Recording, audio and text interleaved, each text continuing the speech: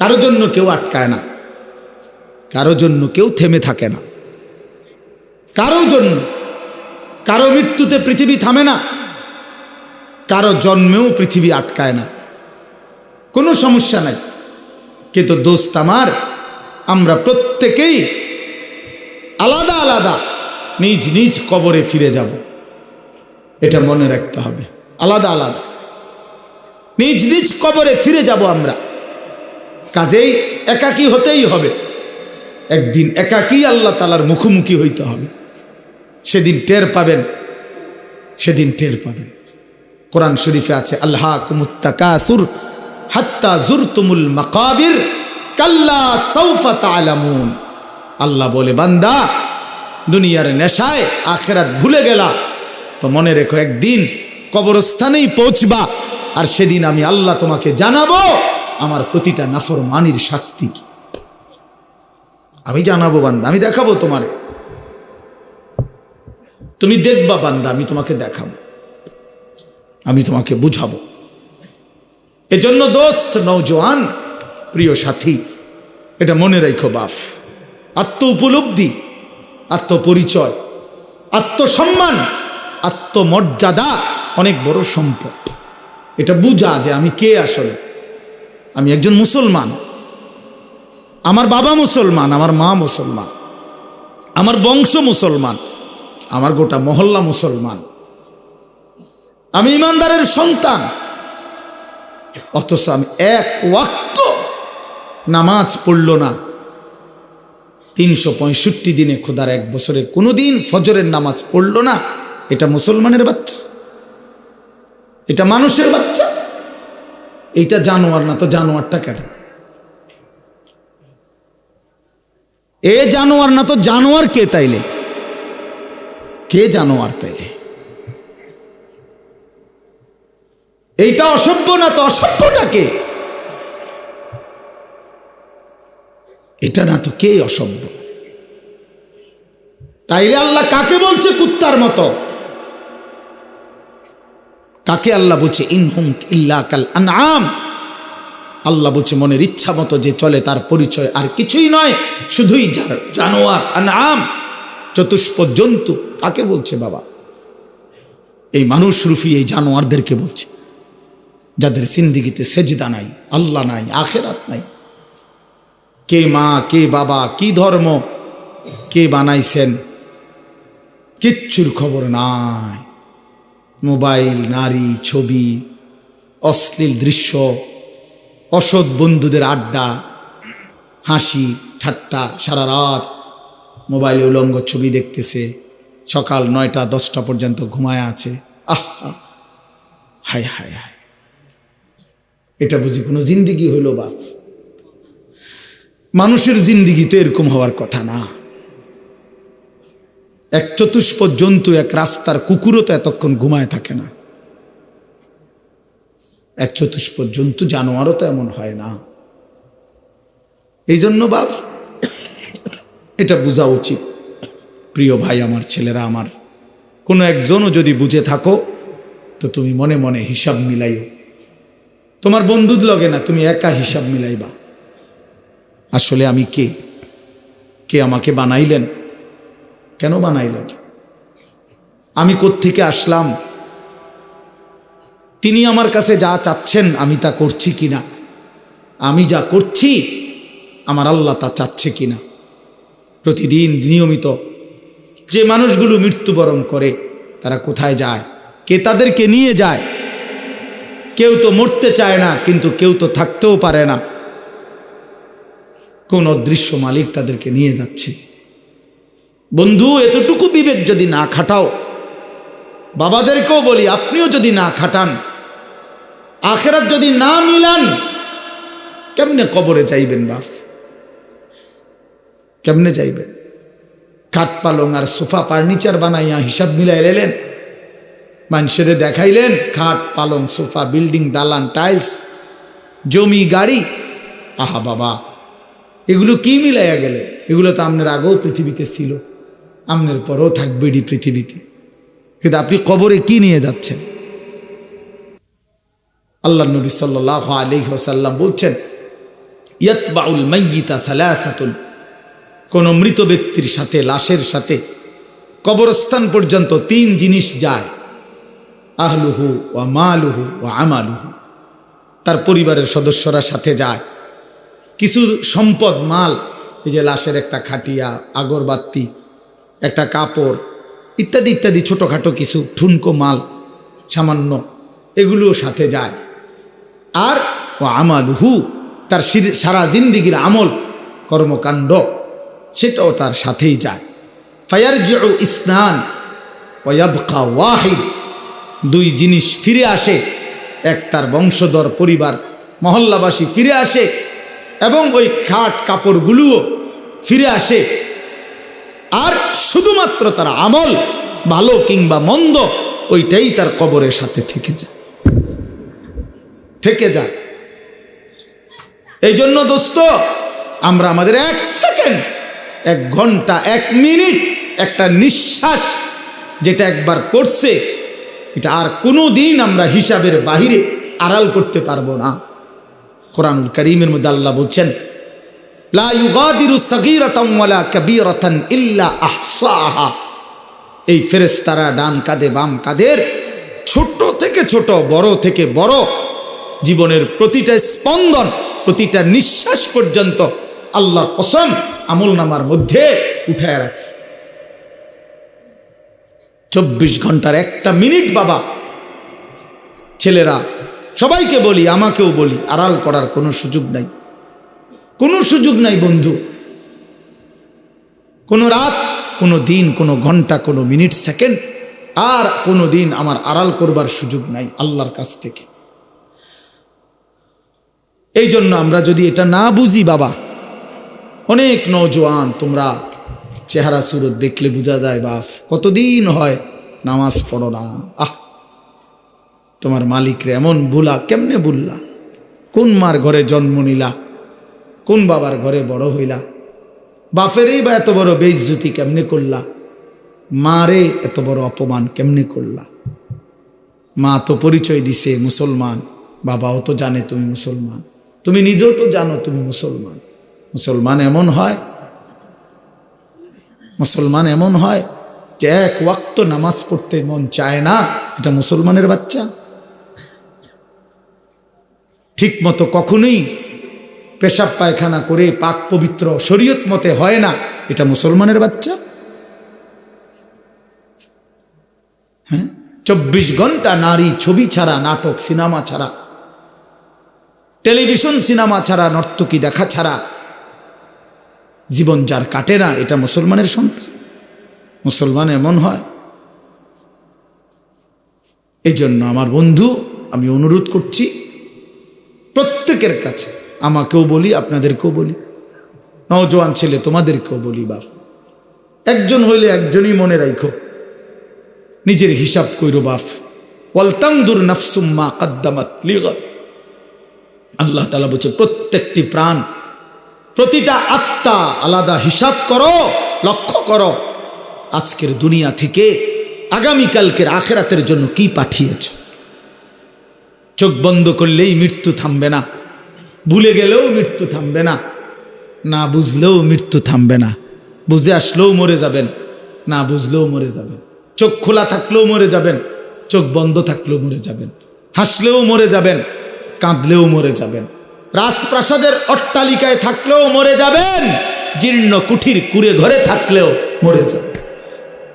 প্রিয় বন্ধু, যেটাকে আড়াল করার কোনো সুযোগ নাই, মৃত্যুকে পাশ কাটবার কোনো সিস্টেম নাই, কোনো সিস্টেম নাই।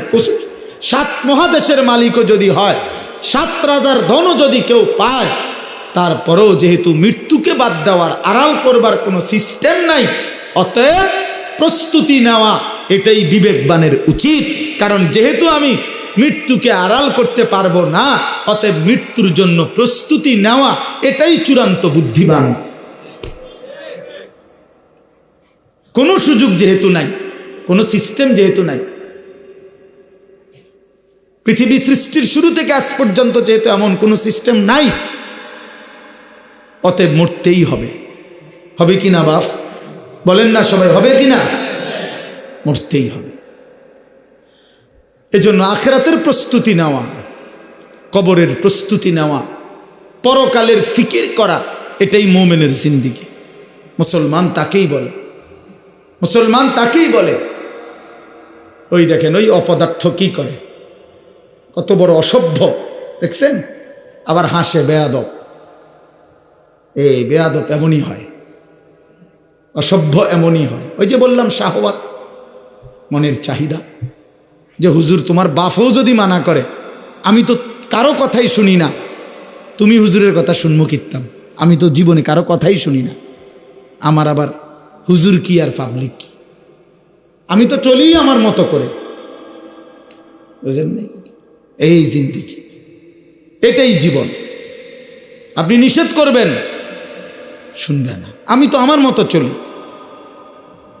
আমার মতো চলি। আমি তো নিষেধ করছিলাম বাপ, আমি তো বলছি প্রথম, যে আমি সুন্দর করে বললাম, বলছি কি না? হ্যাঁ, অসংখ্য ছেলে পেলে বললাম না আজকে, বাবা তোমরা অগণিত ছেলে, তোমরা মনে করছো তোমরা অনেক সুখে আছো, কারণ মা বাবা পারিবারিক বন্ধন থেকে তোমরা মুক্ত। অর্থাৎ তোমাদের বাবা আর তোমাদেরকে ফেরাইবার জন্য সাহস করে না, তোমাদের মা আর তোমাদেরকে দিনদার বানাবার ফিকির ছেড়ে দিছে, মহল্লার বাসী ছেড়ে দিছে, তোমাদেরকে ছেড়ে দিছে। বাপ, তোমরা এখন বন্ধুদের আড্ডায় ঘন্টার পর ঘন্টা, বাকি টাইম একাকী যখন হও, সারা রাত মোবাইল। তার মানে তোমার কোনো মা নাই, বাবা নাই, অভিভাবক নাই, কেউ তোমারে রাগ দিবে, ডাক দিবে, কেউ তোমারে ফিরাবে। আপন ঘরে ঘুমায়, মা বাপ জীবিত, কিন্তু একটা দিন চোখের পানিও পড়ে না, বলেও না। আমার 365 দিনে আমার 16 বছরের ছেলেটা একদিনও ফজরের নামাজ পড়ে না। এত বড় জানোয়ার মুসলমানের ঘরে কেমনে ঘুমায় বেটা? এত বড় জানোয়ার কেমনে ঘুমায় মুসলমানের ঘরে? তার বাপ কোথায়, তার মা কোথায়? আহা, তার পরিবার এভাবে ভুলে গেল কেমনে? কিরে বাপ, তোমার উপরে খোদার কি পরিমাণ লানত পড়ছে, খোদার গজব পড়ছে বেটা। এই জন্য কেউ তোমারে আর ডাকে না।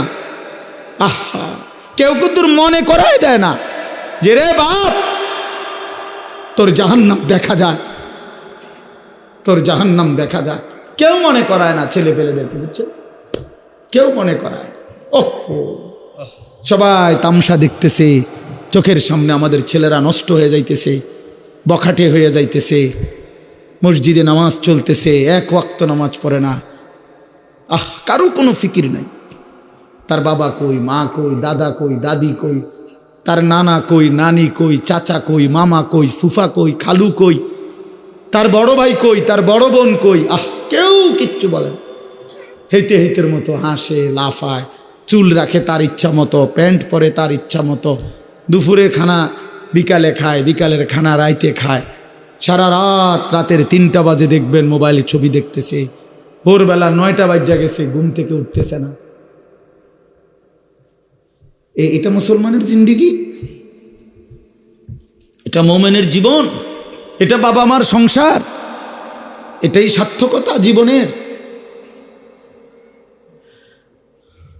বলে পৃথিবীর সর্বাধুনিক মজবুতি প্রযুক্তি দিয়েও যদি আপনি সোফা বানান, খাট বানান, কি লাভ হবে যদি স্ত্রী সন্তান নাফরমান হয়? হ্যাঁ, যদি ছেলে মেয়ে বেনামাজি হয়, মেয়েটা যদি বেপর্দা হয়, স্ত্রী যদি বেপর্দা হয়, কি ফায়দা? অর্জন কি জিন্দেগির অর্জন কি? এই জন্য আমি অনুরোধ করছি আপনাদের কাছে, দয়া করে ফিকির করেন, ফিকির করেন।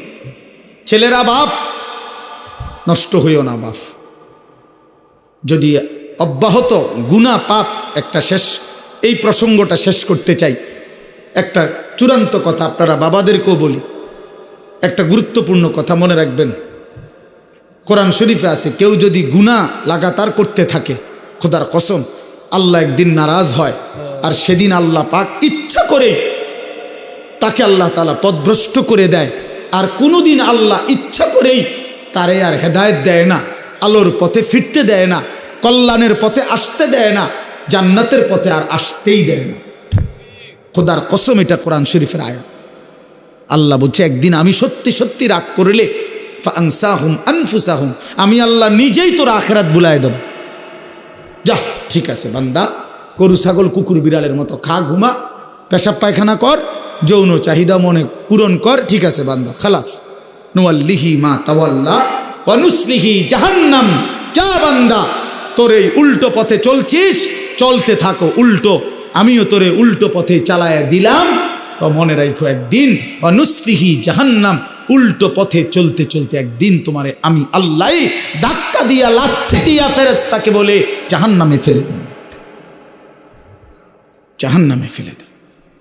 হ্যাঁ, কোরআন শরীফে আছে, আল্লাহ বলবে হাসরের ময়দানে ফেরেশতাদেরকে, ফেরেশতারা আমার নাফরমান বান্দাদেরকে খুজুহু ফাগুল্লু, ওদেরকে ধর, এই ফেরেশতা ধরো, আর ফাগুল্লুহু, বেঈমান বান্দাগুলো নাফরমানগুলারে বাঁধো, টাইট করে বাঁধো।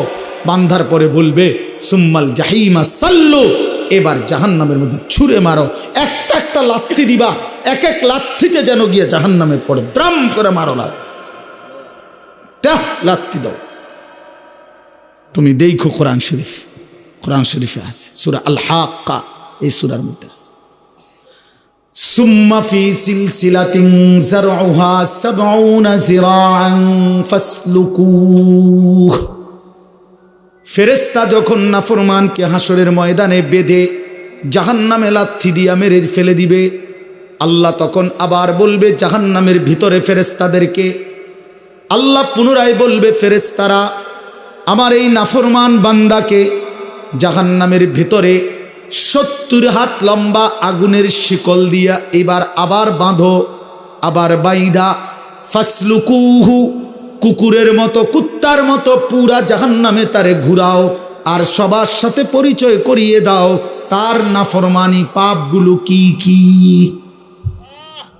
খোদার কসম, এটা কোরআন শরীফের আয়াত।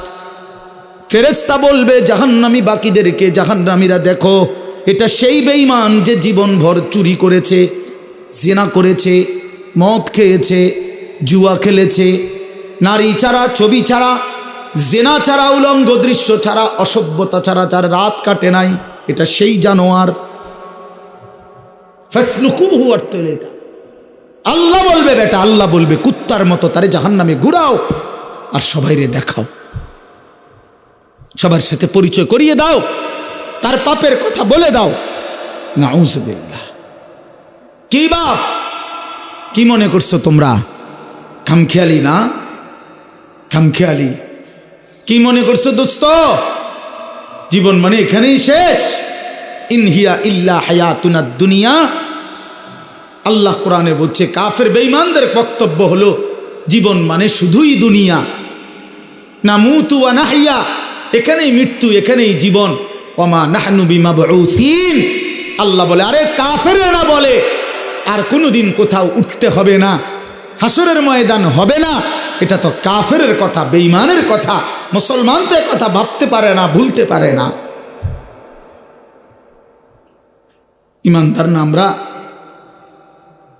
তুমি না ভাইয়া মুসলমান, তো তুমি এক ওয়াক্ত নামাজ পড়ো না কেমনে বাপ? আল্লাহকে এমন ভোলা কেমনে ভুললা? আখেরাত এমন ভুলা কেমনে ভুলে গেলা? যেই বোন আজকে মা, যেই বিবি আজকে 20 বছর ধরে বেপর্দা, ওই বেপর্দা অসভ্য নারী, ওরে জিজ্ঞাসা করেন তুমি না মুসলিম নারী মা? এই বোন, তুমি না মুসলমান বোন, তুমি আল্লাহকে এইভাবে ভুলে গেলা কেন?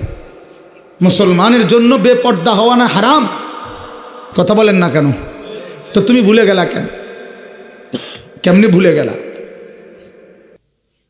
এই জন্য আমি অনুরোধ করছি, আমরা প্রত্যেকেই ফিকির করেন, ইনসাফের সাথে ভাবে। ছেলেরা বাপ, আমি শক্ত কথা বলছি, আমি জানি, আমি অনেক শক্ত করেই বললাম বাবা, আমি তোমার পরিবর্তন চাই, আমি তোমার জিন্দিগির সৌন্দর্য চাই।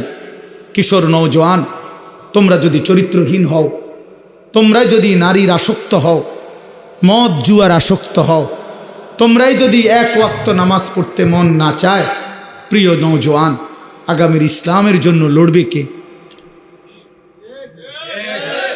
বলো বাপ, কালেমার জন্য লড়বে কে? ইসলামের জন্য জীবন বাজি রাখবে কে তাইলে? আমার নবী সাল্লাল্লাহু আলাইহি সাল্লামের সেই দাঁত ভাঙ্গা ইসলাম, তায়েফের রক্ত মাখা ইসলাম আমরাই আমাদের হাতে ফেলে দিলাম, আমরাই ছুড়ে দিলাম। আমাদের নবীকে আমরা বলে দিলাম আপনার তায়েফের রক্ত আমরা ভুলে গেছি, আপনার উহুদের দান দান শহীদ করা রক্ত আমরা ভুলে গেছি, আপনার সেই পেটে পাথর বাঁধা ক্ষুধার কষ্ট আমরা ভুলে গেছি। আমরা আপনাকে চাই না। আমরা ইহুদি খ্রিস্টান বেঈমান ফুটবল ক্রিকেটের খেলোয়াড় কিংবা মোবাইলের কোনো নারী নর্তকী তাকে নিয়েই আমরা পড়ে আছি। আহা আহা, আল্লাহ নবী সাল্লাল্লাহু আলাইহি ওয়াসাল্লামের কাছে কিন্তু উম্মতের আমল শোনানো হয়। মদিনার রওজা পাকে নবী সাল্লাল্লাহু আলাইহি ওয়াসাল্লাম তো হায়াতুন নবী, তিনি তো জীবিত। জানেন না এটা? কথা বলেন না কেন? তিনি তো কি হায়াতুন নবী, তিনি তো জীবিত, সেখানে সশরীরে জীবিত, সশরীরে জীবিত। আমি তো রওজা পাকের সামনে যখন প্রথম গেছি জীবনে 2015 সালে, অনেকক্ষণ দাঁড়াইছিলাম আর এই তাকায়া অনেকক্ষণ পরে বলছি যে আপনি এখানে? আমি সেই ছোটবেলা থেকে নবী আপনার নাম শুনছি, কত লক্ষবার আমি আপনার দুরূদ পড়েছি, আর আপনি এখানে?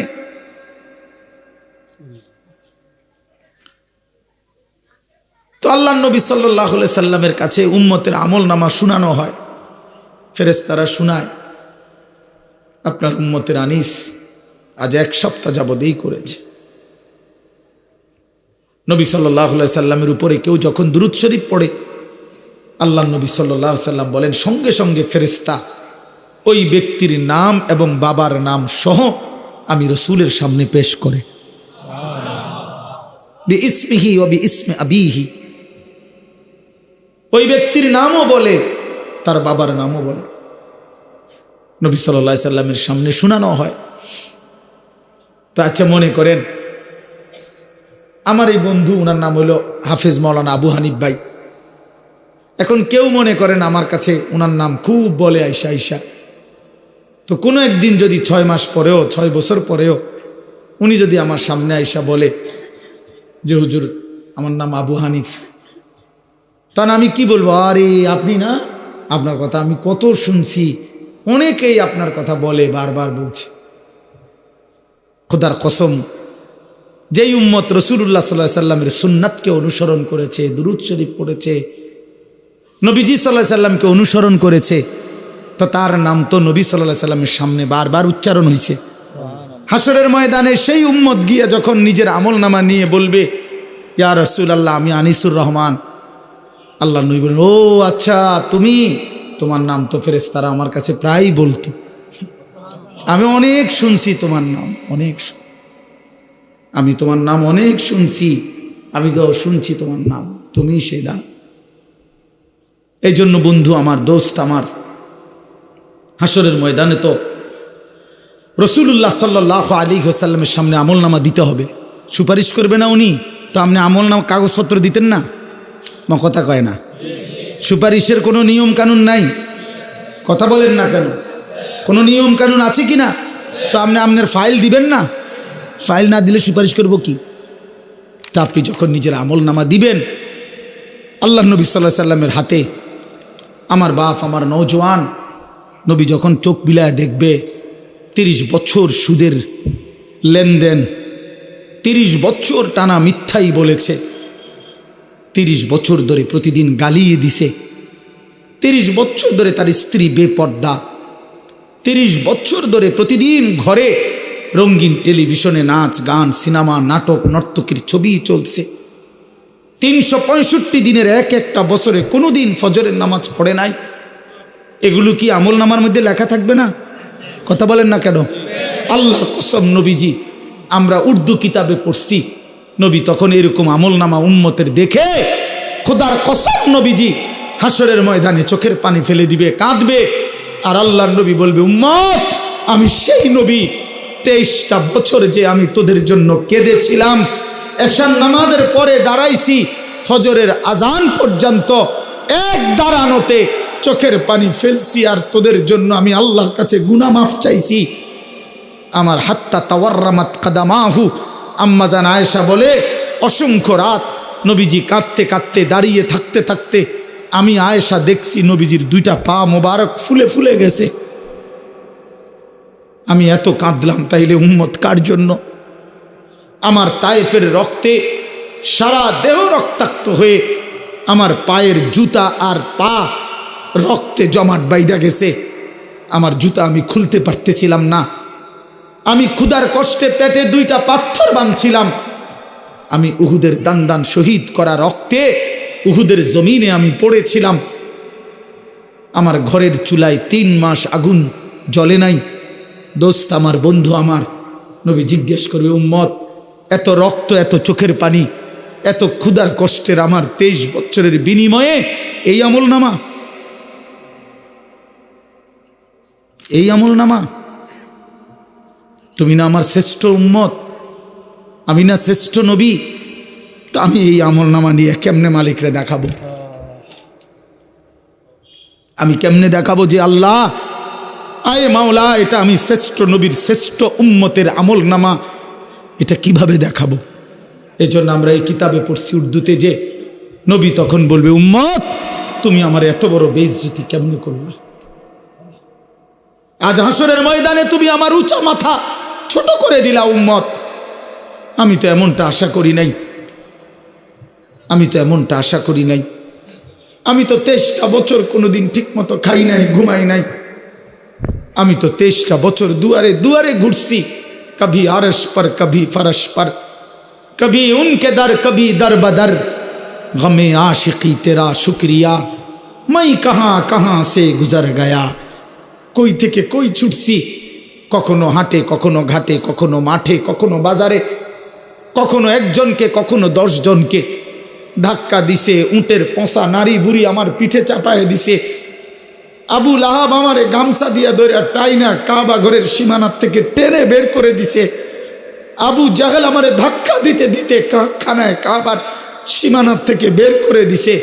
আমি এত অপমান সইলাম, এত বেইজ্জতি সইলাম, আমি এত পাথরের আঘাত সইলাম, বিনিময় উম্মত তোদের কাছে আমার এই কলিজা ছেঁড়া রক্ত ভেজা দিন দিয়ে গেলাম, ইসলাম দিয়ে গেলাম, কোরআন দিয়ে গেলাম, সবকিছু এভাবে ছুঁড়ে ফেলে দিছ। আজ 30 বছরে যে নবীর কথা মনে পড়ে নাই, 60 বছর বয়স এখনো বিড়ি সিগারেট খান মিয়া, কেমনে নবীজির সামনে দাঁড়াইবেন? এই উম্মত, এই মুসলমান, আল্লাহরে সাক্ষী রেখে আজকে রাতে ঘুমাইবার আগে একবার ভাইবেন, একবার ভাইবেন, একবার। 60 বছর বয়সেও বিড়ি সিগারেট ছাড়তে পারেন নাই, 60 বছর বয়সেও গালি দেওয়া বন্ধ করতে পারেন নাই, 60 বছর বয়সেও চা দোকানে নাচ গান বেড়ি দেখার অভ্যাস ছাড়তে পারেন নাই, 60 বছর বয়সেও সুদের টাকা নিচ্ছেন, কিস্তিতে টাকা নিতেছেন। আরে হারামখোর, কেমনে নবীর সামনে দাঁড়াইবা? কেমনে দাঁড়াইবা বাপ? ওই চাচা,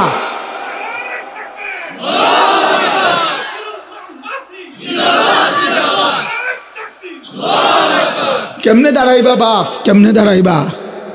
চাচা কেমনে দাঁড়াইবেন? কি মনে করছেন সুপারিশ? হাসরের ময়দানে নবীর সুপারিশ কি মামুর বাড়ি নাকি? এটা সাহাবন মনে করছেন আপনি? হ্যাঁ, আপনি কি ভাবছেন এটা? আপনি বিড়ি খাইতে খাইতে বেহেশতে যাবেন গা? হ্যাঁ, আপনি সুদ খাইতে খাইতে বেহেশতে যাবেন গা? আপনি কিস্তি উড়াইতে উড়াইতে বেহেশতে যাবেন গা? খামখেয়ালি মনে করছেন এটা? আখেরাত খামখেয়ালি? খোদার কসম, কোরআন শরীফে আছে ১৪ লক্ষ আম্বিয়া আদম থেকে নবী মুহাম্মদ সাল্লাল্লাহু আলাইহি সাল্লাম পর্যন্ত হাসরের ময়দানের ভয়ে দিবানিশি কাঁদছে। এমন কোনো নবী নাই, এমন কোনো নবী নাই হাসরের ময়দানে কাঁদছে, হাসরের ময়দানের ভয়ে কাঁদে নাই। এমন কোনো সাহাবী নাই যারা হাসরের ময়দানের ভয়ে কাঁদে নাই। এমন কোনো আউলিয়া নাই যারা হাসরের ময়দানের ভয়ে কাঁদে নাই। নাহলে আউলিয়া কেরাম কাঁদছে কি লেগা? বাতের লাগিয়া, চিরা বই বনের লেগে কাঁদছে কিসের জন্য? আল্লাহ হাসরের ময়দানে মাফ করে দিয়েন, আখেরাতে মাফ করে দিয়েন, কবরের আযাব মাফ করে দিয়েন, এই জন্য কাঁদে নাই। তো ওনারা কাঁদলেন কেন? ওনারা কাঁদলেন কেন? 24 ঘন্টা নেক আমল করার পরেও 5 ওয়াক্ত নামাজ পড়লেন, হালাল হারাম বাইসা চললেন, বউ বাচ্চারে পর্দা পুশিদায় রাখলেন। এত কিছুর পরেও সমস্ত আম্বিয়া কেন কাঁদলেন? সমস্ত সাহাবা কেন কাঁদলেন? সমস্ত আউলিয়াই বুজুর্গানে দিন কেন কাঁদেন? কেন কাঁদেন আপনি বুঝেন না? হাসরের ময়দান খামু খেয়ালি কথা বলেন না কেন? ওনারা কাঁদে আমল করার পরে, আর এবড়া সাদওয়ানে বইয়া বইয়া গপ মারে, এবড়া লম্বা লম্বা কথা কয় সাদওয়ানে, অমুকের ইমান নাই, তমুকের আকিদা বালা নাই, অমুকের। আরে বাপরে, সাদওয়ানে বইয়া বিড়ি খাইতে খাইতে কয় ভালো মানুষ তো নাই করতে না না চাচা, ভালো মানুষ থাকবো করতে? ভালো মানুষের শেষ ব্যক্তি তো আমনে, পৃথিবীর সর্বশেষ ভালো ব্যক্তি তো আমনে। এই যে বিড়ি খাই না কাকু, আমনেই শেষ ভালো। এই আমনে আরি যে বেটার কাছে বিড়ির গন্ধে কাছে যাওয়া যায় না, আমনে পৃথিবীর সর্বশেষ ভালো ব্যক্তি। কোনো কারণে পৃথিবীতে আমনে যদি মইরা যান তো কিয়ামত সাথে সাথে ইসরাফিল ফু দিয়ালে, কারণ এরপরে আর ভালো মানুষ আইব করতে, এবারটাই তো শেষ। এবারটাই তো সাদওয়ানে বইয়া সিদ্ধান্ত দিয়া দিছে ভালো মানুষ তো নাই করতে। টেলিভিশন চায়, টেলিভিশনের দিকে তাকায় তাকাইয়া কয় আস্তাগফিরুল্লাহ আস্তাগফিরুল্লাহ। কি তো কি শুরু হইলো দেশটার মধ্যে? আমি বলছি একদিন রে চাচা, আপনি যেটি চাইতে আছেন ইডি শুরু হয়েছে। আর কি শুরু হয়েছে মানে নাটক শুরু হয়েছে, সিনেমা শুরু হয়েছে, আর বেডির নাচ শুরু হয়েছে। আর কি তা এটা নিয়ে আস্তাগফিরুল্লাহ, টেলিভিশনের দিকে চাইয়া চাইয়া নিয়ে আস্তাগফিরুল্লাহ।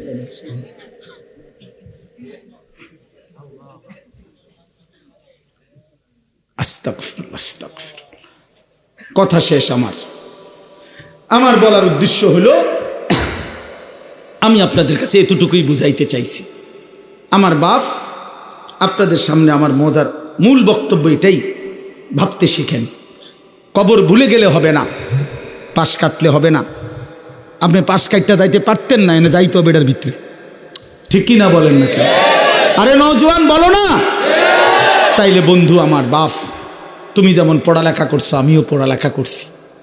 আমি জেনারেল লাইনেও পূর্ণ পড়ছি, মাদ্রাসার লাইনেও পুরা পড়ালেখা করছি। এজন্য বন্ধু, আমি সায়েন্স পড়ছি, আমি কুমিল্লা ভিক্টোরিয়া কলেজ থেকে মাস্টার্স পাস করছি, আমি বিজ্ঞান বিভাগ থেকে এসএসসি পাস করছি দাখিল।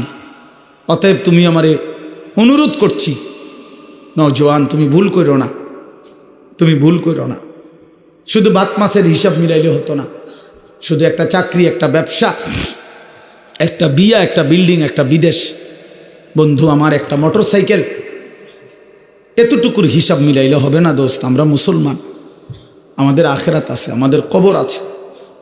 আর আপনারা যারা বাবা আছেন, অভিভাবক, আপনাদের কাছে অনুরোধ, আপনি এই সংসারের দিকে তাকাইয়া দেখছেন, বিল্ডিং করছেন, সোফা বানাইছেন, খাট বানাইছেন, আমার বাপ এতটুকু হিসাব মিলাইয়া মুসলমান কবরে গেলে হবে না। আমার জিফুতের লাগিয়া খাট সংসারে সব করে দিয়ে আইছি। কি করে দিয়ে আসছে? এই সোফা টোফা এডি 20 বছর পরে দেখবেন আপনি আইলে কিচ্ছু নাই। 20 বছরের মাথাত কবর থেকে আইসা যদি দেখেন আমনের বানানো ফার্নিচার, একটা বদনাও, একটা লোডা ঘরের মধ্যে নাই, এটি সব ফালাই দিছে। এগুলো আর এখন চলে না। জিঙ্গাইলে কইব দাদা ঠিক আছে আপনি বানাইছেন যত্ন করে, কিন্তু ওই মডেল এগুলো এখন আর চলে না, এগুলো আমরা ফেলে দিছি আরও 5-7 বছর আগে।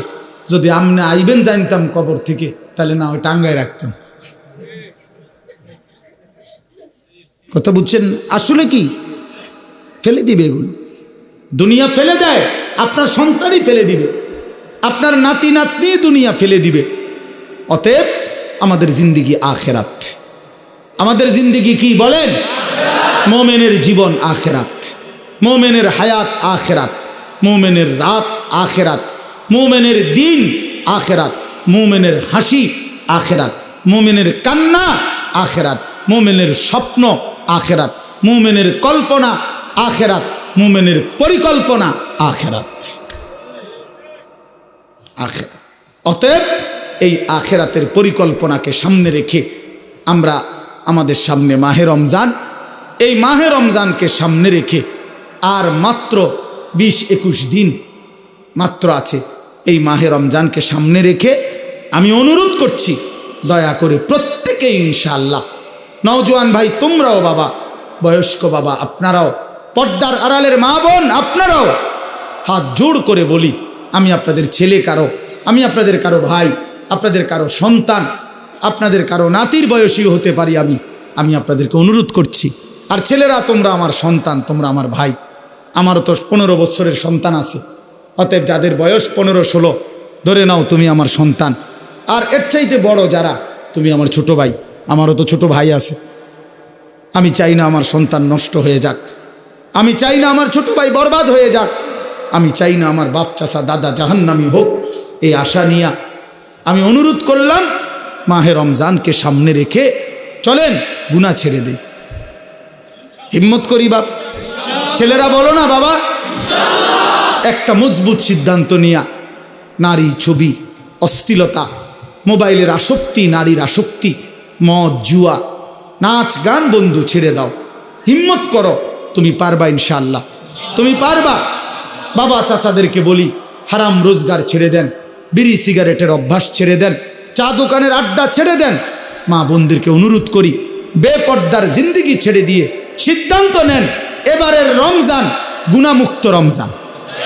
বলেন ইনশাআল্লাহ, এবারের রমজান বন্দিগিওয়ালা রমজান। আল্লাহ বলবে, বান্দা ঠিক আছে, যদি 30 দিন গুনাহ থেকে বাঁচতে পারো, 30 দিন যদি আমার বন্দিগিতে ইবাদতে লেগে থাকতে পারো, আল্লাহ বলে, বান্দা ওয়াদা দিলাম লাআল্লাকুম তাত্তাকুন, 30 দিনেই তোমারে 1 মাসে মুত্তাকি বানাইয়া ঈদের দিন জান্নাতের ফ্লাইটে উঠাই দেন। 1 মাসেই জান্নাতি, 1 মাস।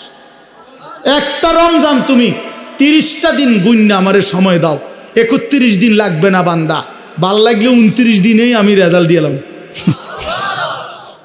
30 বা 29 বান্দা, কথা এক কথা, তুমি আমার হুকুম মানবা, আমি তোমারে মুত্তাকি বানিয়ে দেব, 30 দিনেই জান্নাতি বানায় দেব। এই জন্য মাহে রমজান জান্নাতের মাস, মাহে রমজান আখিরাতের মাস, মাহে রমজান নিজের জীবন সাজিয়ে তুলবার মাস। এই জন্য আমরা চেষ্টা করব তো ইনশাআল্লাহ। কিশোর নওজোয়ান, 5 ওয়াক্ত নামাজ পড়ো, চরিত্রহীনতা ছেড়ে দাও বাপ। আমি অনুরোধ করছি, তোমরা যারা নওজোয়ান, 30 বছরের নিচে তোমরা যারা নওজোয়ান, আমার শেষ অনুরোধ, তোমরা যারা 30 বছরের নিচে তোমাদের বয়স, তোমরা যদি হিম্মত করো, তোমরা যদি ফজরের নামাজ সহ 5 ওয়াক্ত নামাজ পড়ো, ইনশাআল্লাহ আমরা আশা করি আগামীর ইসলামের পতাকা তোমাদের হাতে উড়বে ইনশাআল্লাহ। সারা পৃথিবীতে কালেমার পতাকা উড়বে ইনশাআল্লাহ।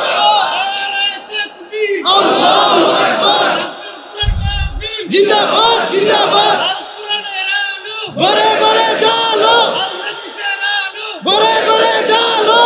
মাশাআল্লাহ, সারা পৃথিবীতে যুবক মনে রাখো, সারা পৃথিবীতে মুমিনের বিজয়, সারা পৃথিবীতে মজলুমের বিজয়। ইনশাআল্লাহ দেখবা সময়ের ব্যবধান। ইসরায়েল যুদ্ধবিরতি দিয়ে পরাজয় স্বীকার করে যুদ্ধ বন্ধ রাখছে, 15 মাস লাগাতার যুদ্ধ করে, হত্যা করে, রক্তের বন্যা বইয়েও গাজা ফিলিস্তিনকে হারাইতে পারে নাই। ইসরায়েলের কুত্তারা হেরে গিয়ে যুদ্ধবিরতি দিয়ে কুত্তারা ইসরায়েলে ফিরে গেছে। অতএব এই অল্প সময়ের ব্যবধানে দেখবা ফিলিস্তিন এবং গাজাতে কালেমার পতাকা উঠছে ইনশাআল্লাহ। ইনশাআল্লাহ বললাম, ইনশাআল্লাহ। সিরিয়াতে কালেমার পতাকা উঠছে, আফগানিস্তানে কালেমার পতাকা উঠছে। ইনশাআল্লাহ আগামী দিনে তোমাদের হাতেও কালেমার পতাকা উড়বে। আল্লাহ তৌফিক দেন, কবুল করেন, আমিন। সুবহানাল্লাহি ওয়া বিহামদিহি।